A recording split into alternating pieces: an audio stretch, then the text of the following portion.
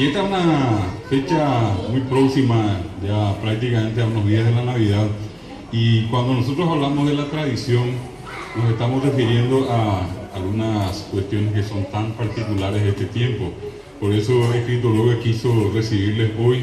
y en la medida que vaya transcurriendo nuestro encuentro de la fecha, tenemos clericó, como esa bebida tradicional que representa a los frutos que en esta época ya están maduros, entre ellos por ejemplo el melón, la sandía, pero animengo está hoy embojera hoy hoy mango, hoy mi eva y catua pisa javi y curube y baricue, aquí va ya por venir de Jacob embojera clericó.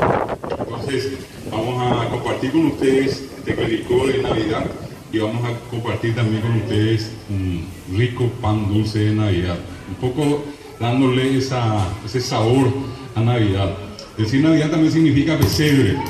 significa caboetí, esa oina, pelleco, harbi,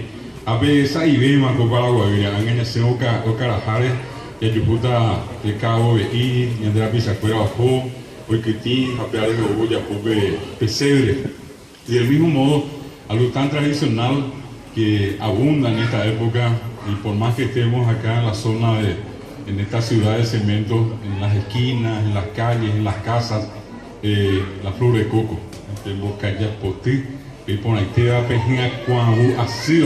ya venían de ajo y pava. Entonces, en este ambiente